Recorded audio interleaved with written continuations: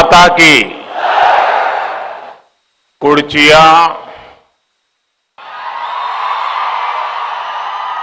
ನನ್ನ ಸಹೋದರ ಸಹೋದರಿಯರಿಗೆ ನಮಸ್ಕಾರಗಳು। मां काली के आशीर्वाद से जागृत देवस्थान की भूमि पर ये जनता जनार्दन के दर्शन का मुझे अवसर मिला है। कुर्ची की इस धरती ने वीर योद्धाओं का शौर्य देखा है, छत्रपति शिवाजी महाराज का सुशासन देखा है। अब आज यहां विकसित भारत के लिए विकसित कर्नाटका का मंत्र गूंज रहा है। कुछ महीने पहले भी मुझे बेलगावी आने का अवसर मिला था, तब पूरे रास्ते माताओं और बहनों ने मुझ पर जिस तरीके से अपना आशीर्वाद बरसाया, मैं इसे कभी भी भूल नहीं सकता। आज यहां फिर आपका अपार स्नेह, ये विराट जनसागर इस पंडाल के बाहर भी उतने ही लोग मैं देख रहा हूं। आपका ये अपार स्नेह, ये आपका अपनापन कर्नाटका के लिए कुछ कर गुजरने की मुझे प्रेरणा देता है। आपका इतनी बड़ी संख्या में यहां आना, ये इस बात को पूरी ताकत से कह रहा है, ई बारिया निर्धारा, ई बारिया निर्धारा बहुमतदा बीजेपी सरकारा।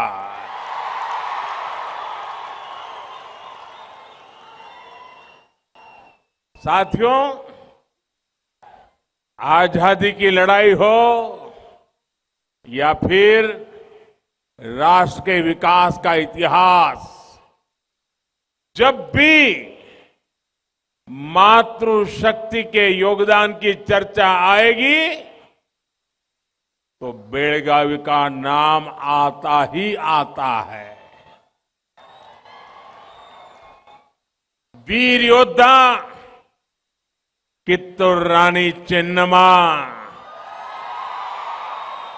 और संगोली रायण्णा का शौर्य सभी राष्ट्रभक्तों के लिए अमर प्रेरणा लेकर आता है। छत्रपति शिवाजी महाराज का कुशल नेतृत्व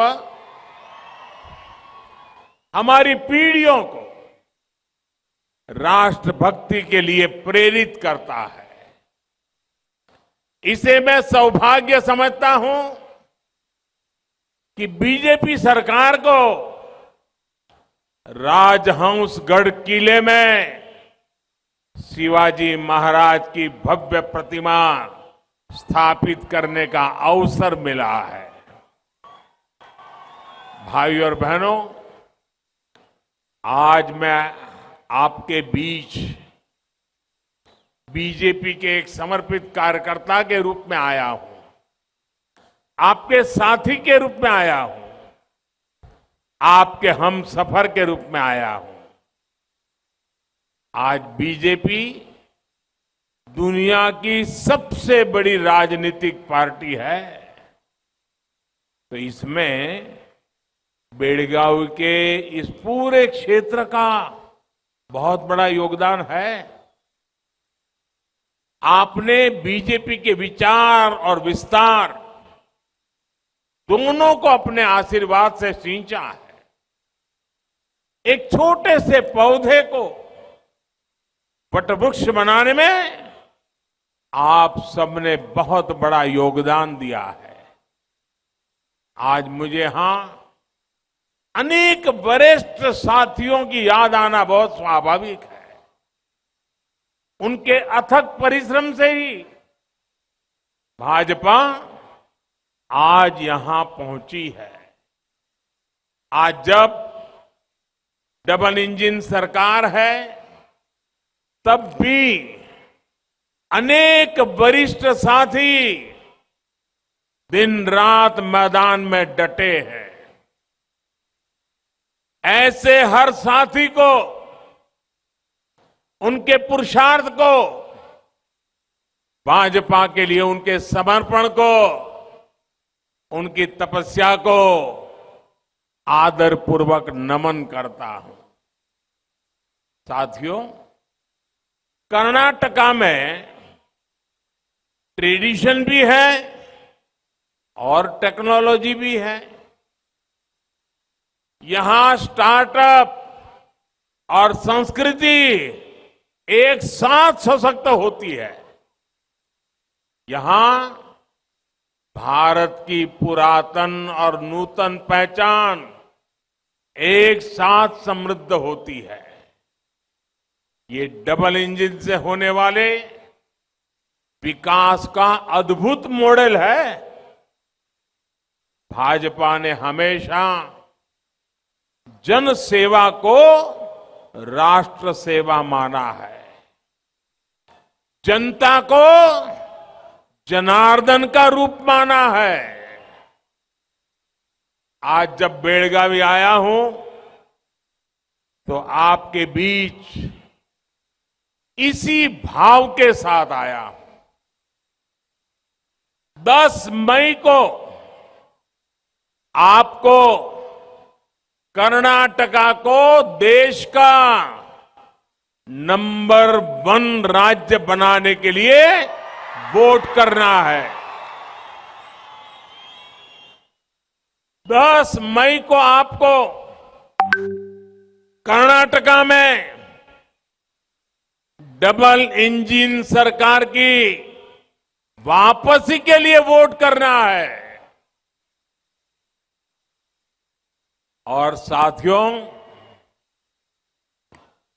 मैं कर्नाटका के एक सेवक के रूप में कर्नाटका के लिए बहुत कुछ करना चाहता हूं। आप मेरा साथ दोगे ना? आप मुझे आशीर्वाद दोगे ना? मेरे लिए कर्नाटका बहुत महत्वपूर्ण राज्य है और इसलिए मुझे आपके आशीर्वाद चाहिए। मिलेंगे ना? भरपूर आशीर्वाद मिलेंगे। माताओं बहनों के आशीर्वाद मिलेंगे, नौजवानों के आशीर्वाद मिलेंगे, किसानों के आशीर्वाद मिलेंगे। साथियों, भाजपा ने कर्नाटका के विकास के लिए नई ऊर्जा और पुराने अनुभवों के मेल से एक मजबूत टीम तैयार की है।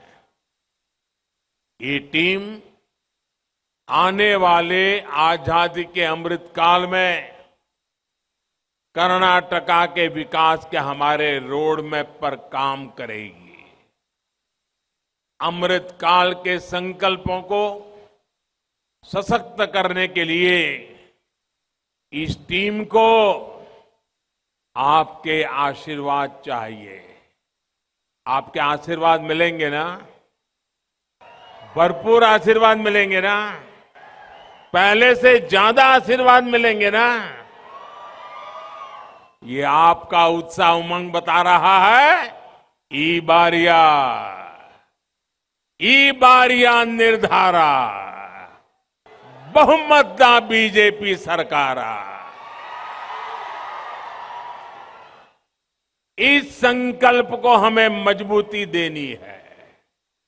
साथियों, आपने देखा है कि भाजपा से पहले जोड़ तोड़ से बनी सरकारों का पूरा जोर सरकार बचाए रखने पर ही रहता था। अस्थिर सरकारों के उस कालखंड से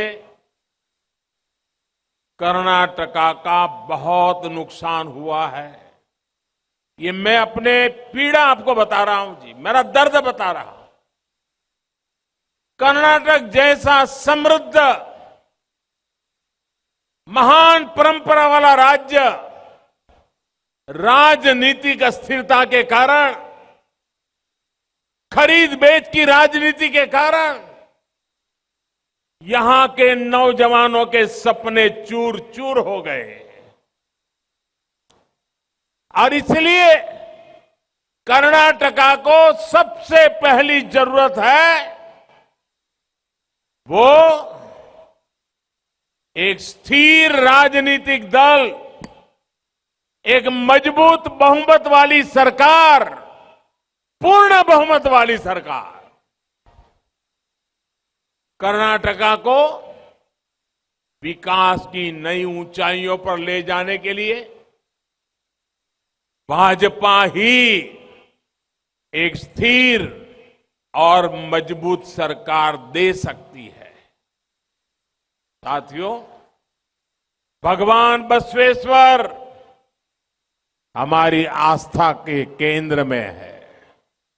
उन्होंने ऐसे कालखंड में मानवता को लोकतंत्र और सामाजिक न्याय का रास्ता दिखाया जब चारों तरफ इन मूल्यों के प्रति अंधकार दिखता था। साल 2014 में जब आपने हमें सेवा का अवसर दिया, तब भी देश में भ्रष्टाचार की, हिंसा और अराजकता का चारों तरफ अंधकार ही अंधकार था। पिछले 9 वर्षों में भगवान बसवन्ना की सीख पर चलते हुए हमने सबका साथ, सबका विकास पर बल दिया। आप याद कीजिए, कांग्रेस के करप्शन काल में गरीब, दलित, वंचित, पिछड़े, आदिवासी, हर कोई अपने हक से वंचित था।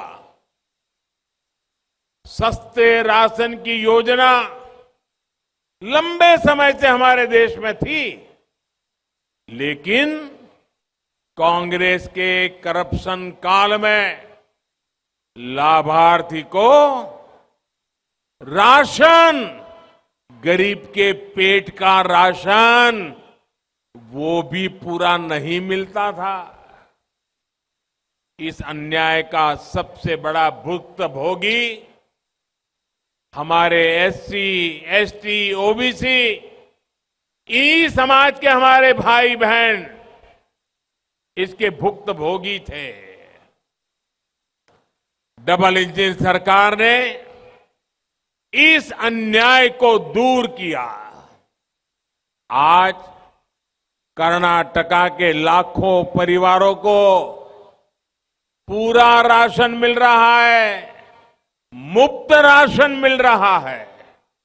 साथियों, कांग्रेस के करप्शन काल में गरीबों के घर तक में घोटाले ही घोटाले होते थे। इसका बहुत बड़ा नुकसान भी हमारे दलित, आदिवासी, पिछड़े, एससी, एसटी, ओबीसी, इन समाज के लोगों को उठाना पड़ा। इस अन्याय को दूर करने के लिए हमारी सरकार ने कर्नाटका के गरीबों के लिए 7 लाख घर स्वीकृत किए हैं और ये काम तेज गति से चल रहा है। और मैं मेरे हर गरीब परिवार को कहना चाहता हूं, जिसके पास अपना पक्का घर नहीं है, उनको मैं कहना चाहता हूं कि जिस तेजी से काम चल रहा है, आपकी बारी भी बहुत जल्दी आ जाएगी।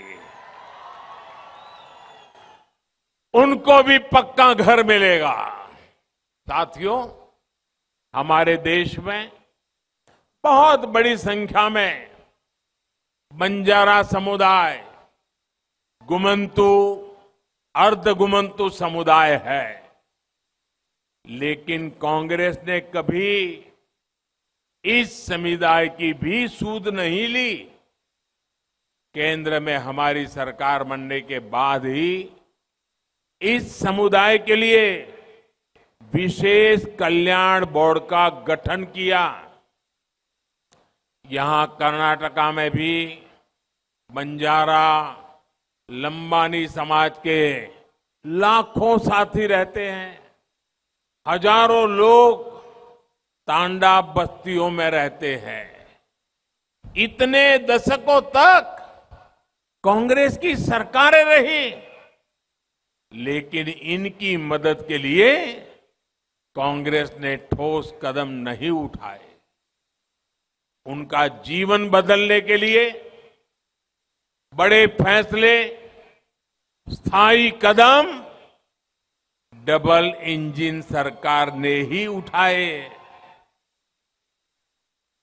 हजारों परिवारों को उनके संपत्ति के हक्कू पत्र बीजेपी सरकार ने ही दिए। हजारों तांडा बस्तियों को, कुरुबा हट्टी को हमने राजस्व गांवों की पहचान दी है।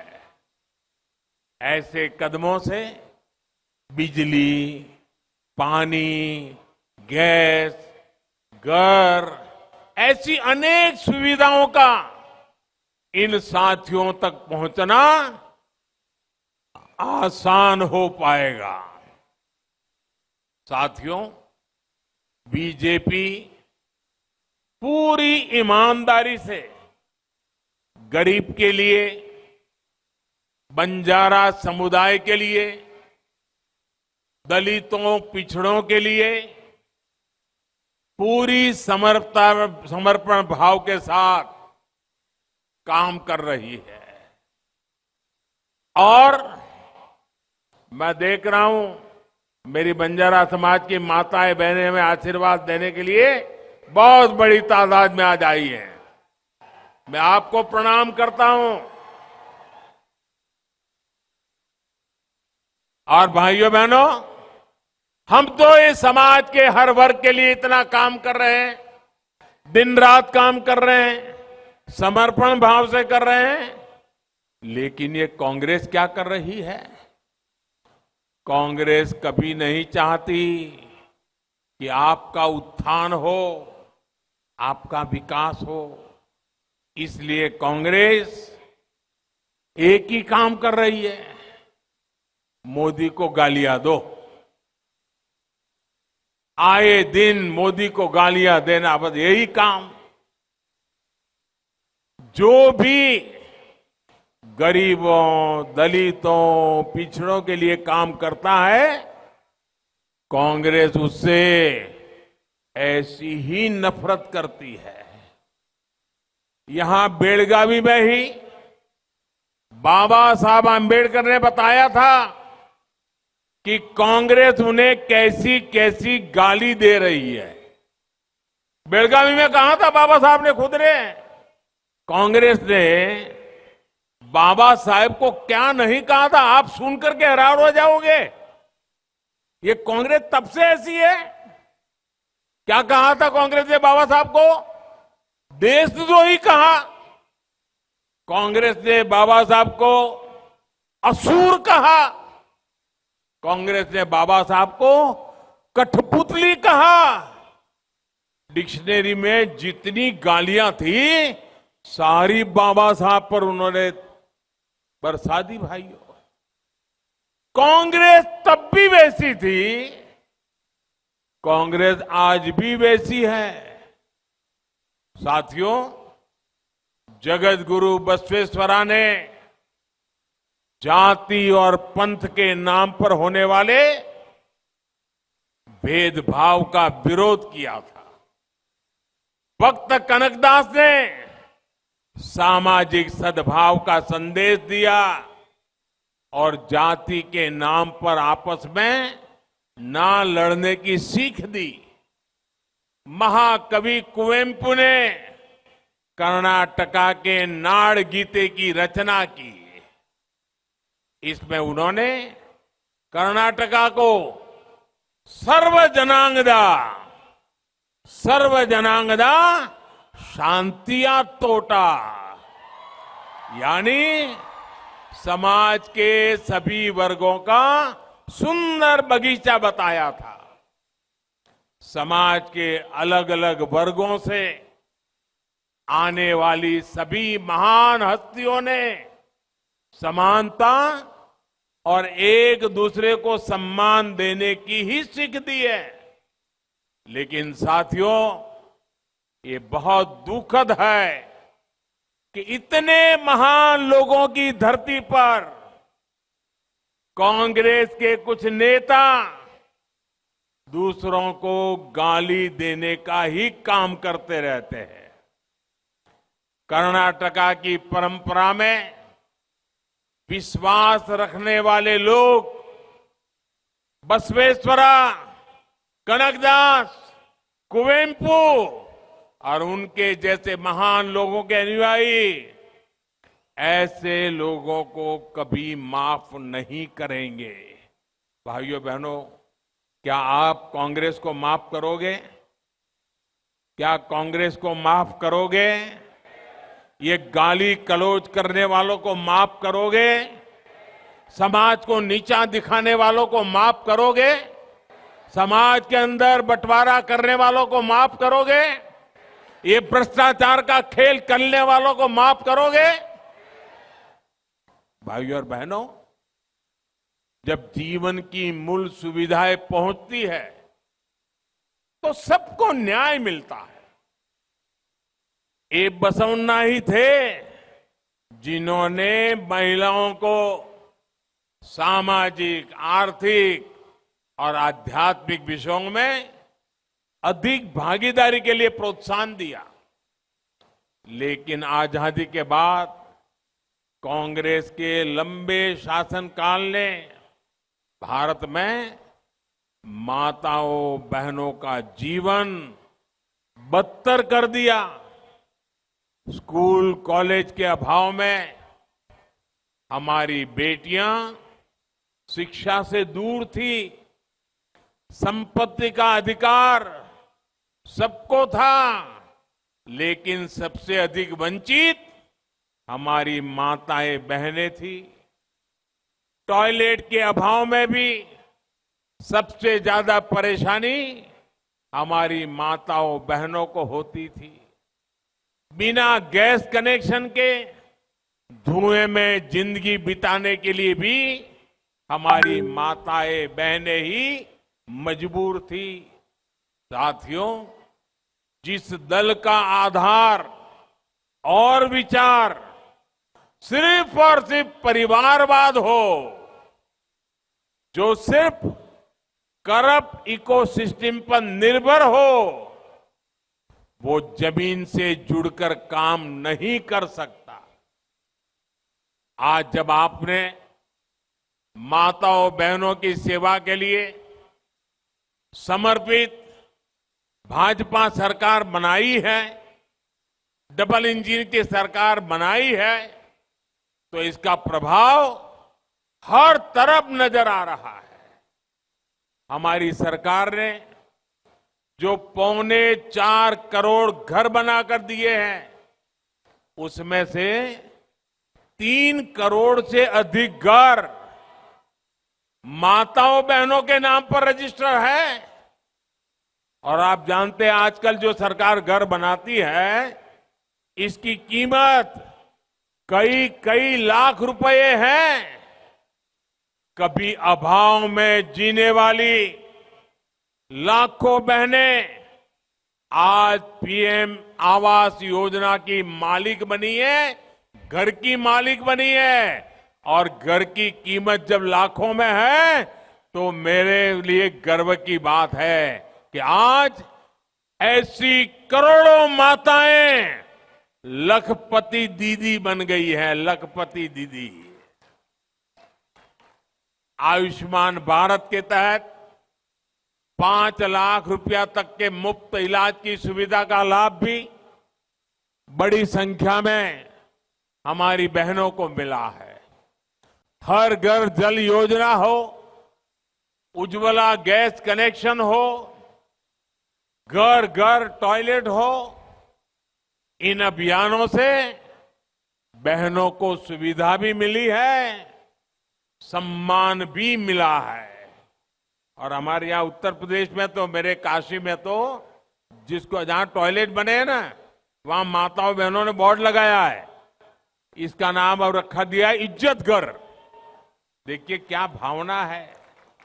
इसलिए पूरे देश में बहनों का आशीर्वाद बीजेपी को सबसे अधिक मिलता है। इसलिए कर्नाटक की बहनें आज घर घर जाकर के एक ही बात कह रही है, हर माता बहन बोल रही है, ई बारिया निर्धारा, ई बारिया निर्धारा बहुमतदा बीजेपी सरकारा। साथियों, कांग्रेस के करप्शन कल्चर का सबसे अधिक नुकसान देश के छोटे किसानों को भी झेलना पड़ा है। वोट पाने के लिए कांग्रेस ने लंबे समय तक कर्ज माफी के कार्ड खेले, लेकिन छोटे किसान, उनको तो बैंक का दरवाजा भी कभी देखने को मिला नहीं। बेचारे को कर्ज कहां मिलेगा? अरे उसका तो खाता भी नहीं खुला था। इसलिए उनको कर्ज माफी का तो कोई लाभ मिलता ही नहीं था। कर्ज माफी के नाम पर कांग्रेस अपने ही लोगों की तिजोरियां भरती थी। ये कांग्रेस के काम करने का तरीका था। लेकिन किसानों के लिए समर्पित डबल इंजन सरकार ने पीएम किसान सम्मान निधि शुरू की। किसानों के हक का पैसा सीधा उसके बैंक अकाउंट में पहुंचने लगा। आप कल्पना कर सकते हैं, सिर्फ बेलगावी जिले के किसानों के बैंक खातों में पीएम किसान सम्मान निधि का करीब 1300 करोड़ रुपया पहुंचा है। इतनी बड़ी राशि केवल इस एक जिले में आई है। कांग्रेस की सरकार होती तो ये सारा पैसा लूट जाता, कभी किसानों तक नहीं पहुंचता। साथियों, कांग्रेस ने हमारे कोऑपरेटिव्स के साथ कैसा व्यवहार किया है, मैं आज ये भी आपको याद दिलाना चाहता हूं, क्योंकि एक क्षेत्र है जहां कोऑपरेटिव का बहुत काम रहा है। हमारे कोऑपरेटिव्स ग्रामीण महिलाओं, किसानों की ताकत है। इसके बावजूद उनके साथ सौतेला व्यवहार किया जाता था। जब टैक्स छूट थी की बात आती थी तो हमारी सहकारी समितियों के साथ भेदभाव किया जाता था। लेकिन अब हमारी सरकार ने कोऑपरेटिव सेक्टर को भी टैक्स छूट का लाभ दिया है। इससे उनके पास ज्यादा पैसे की बचत होने लगी है। इस बदलाव से मैन्युफैक्चरिंग करने वाली और करने वाले के लिए नई सहकारी समितियों को बढ़ावा मिला है और रोजगार के हजारों अवसर तैयार हुए हैं। भाइयों और बहनों, कांग्रेस सरकार कैसे काम करती है, इसका एक और उदाहरण है गन्ने की खेती के साथ उन्होंने क्या किया। इस क्षेत्र की पहचान तो सक्करे जिले के रूप में होती है। ये हमारे जीवन में मिठास घोलने वाले किसानों की भूमि है। लेकिन कांग्रेस के करप्शन काल में गन्ना किसान हर स्थिति में परेशान था। सूखा पड़ गया तब गन्ना किसान परेशान, पैदावार बढ़ गई तब गन्ना किसान परेशान, पैदावार घट गई तब गन्ना किसान परेशान। एक तो कांग्रेस के काल में एफआरपी कम मिलता था, दूसरा गन्ने का बकाया सालों साल तक चलता रहता था। कई सहकारी समितियां बिल्कुल ठप हो गई थी। बीजेपी की सरकार ने गन्ना कोऑपरेटिव उसे सशक्त करने के लिए कदम उठाए। इसी वर्ष के केंद्र के बजट में 10,000 करोड़ रुपए की मदद गन्ना सहकारी समितियों के लिए तय की गई। प्रयास यही है कि गन्ना किसानों को समय पर भुगतान हो सके। साथियों, हमने चीनी के अलावा भी गन्ने का वैकल्पिक उपयोग को भी बढ़ावा दिया। दुनिया में गन्ने से इथेनॉल बनाने की तकनीक बहुत पुरानी है, पहले आ गई थी। 2014 से पहले के 10 सालों में कांग्रेस की सरकार सोई हुई थी। ना तो इथेनॉल उत्पादन पर फोकस किया और न ही गाड़ियों में इथेनॉल के उपयोग के लिए नीतियां बनाई। बीजेपी सरकार ने बीते 9 वर्षों में गन्ने से इथेनॉल का रिकॉर्ड उत्पादन किया है। इसके चलते गन्ना किसानों को बेहतर कीमत मिली। अब हम पेट्रोल में 20% इथेनॉल ब्लेंडिंग की तरफ बढ़ रहे हैं। जो पैसा देश से बाहर जाता था, वो पैसा अब किसानों के पास जा रहा है। भाइयों और बहनों, मोदी ने कांग्रेस के करप्शन काल के ऐसे अनेक रास्ते बंद कर दिए हैं। कांग्रेस यानी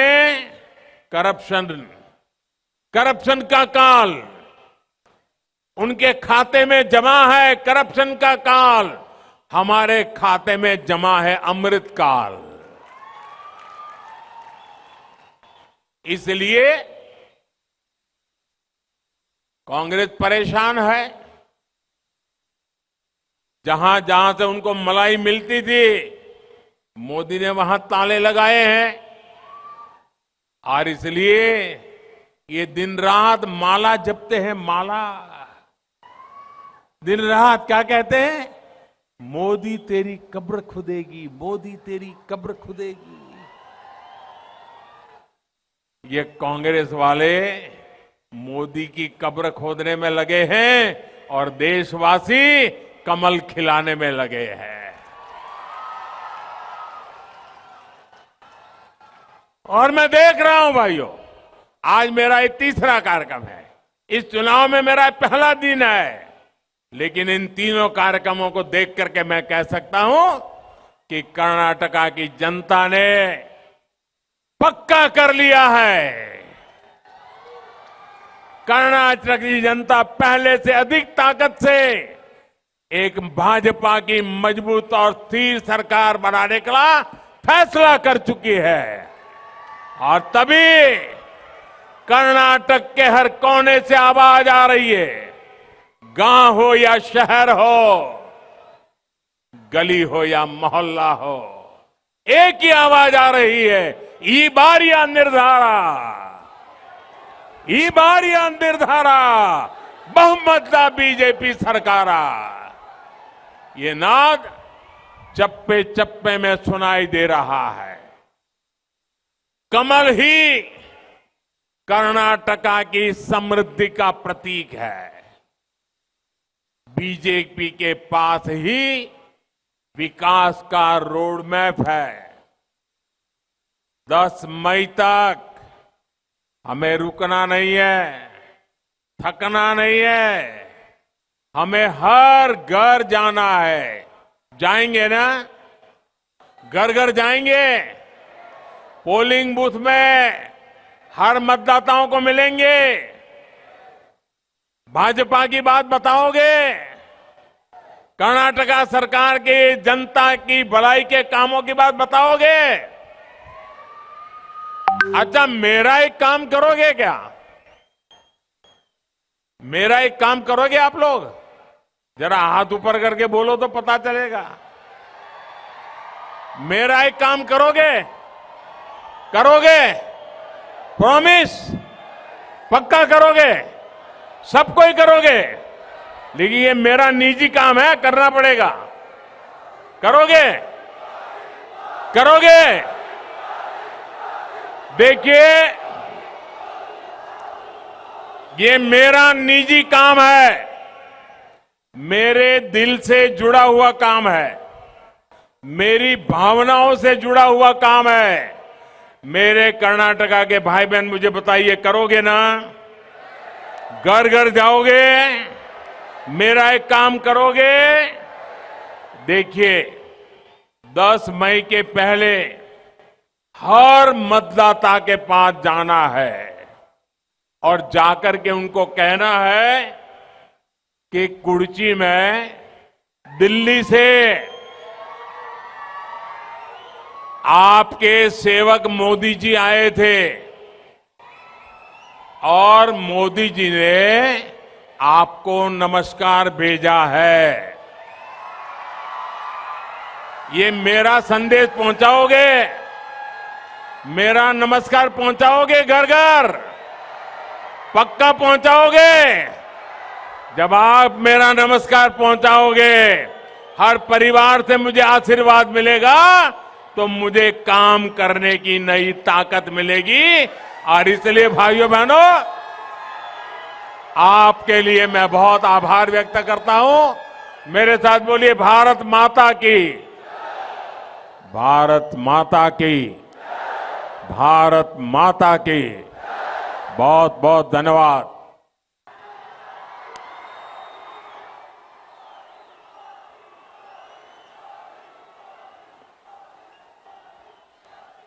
सबके साथ सबका विकास ಎಂಬ ಮೂಲ ಮಂತ್ರದ ಹರಿಕಾರ ಕುರ್ಚಿಯಲ್ಲಿ ನಮೋ ಮೇನಿಯಾ ಸಮಾವೇಶದಲ್ಲಿ ಮಾತನಾಡಿದಂತಹ ಪ್ರಧಾನಿ ನರೇಂದ್ರ ಮೋದಿ ಮೋದಿಜಿ ಅವರಿಗೆ ಈ ಬಾರಿಯ ನಿರ್ಧಾರ ಬಹುಮತದ ಬಿಜೆಪಿ ಸರ್ಕಾರ ಅನ್ನುವಂತಹ ಸಂಕಲ್ಪದೊಂದಿಗೆ ನಿಜವಾಗ್ಲೂ ಬಿಜೆಪಿ ಮತ್ತೊಂದು ಅವಧಿಗೆ ಅಧಿಕಾರಕ್ಕೆ ಬರುತ್ತೆ ಅನ್ನುವ ವಿಶ್ವಾಸವನ್ನ ವ್ಯಕ್ತಪಡಿಸುತ್ತಾರೆ.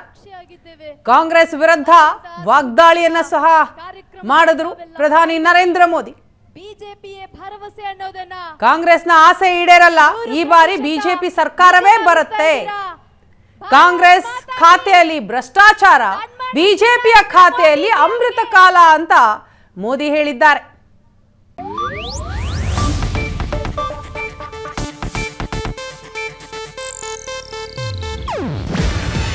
ಇದು ಏಷ್ಯಾನೆಟ್ ನ್ಯೂಸ್ ನೆಟ್ವರ್ಕ್ ಪ್ರಸ್ತುತಿ. ನೀವು ನೋಡ್ತಿದ್ದೀರಾ ಏಷ್ಯಾನೆಟ್ ಸುವರ್ಣ ನ್ಯೂಸ್.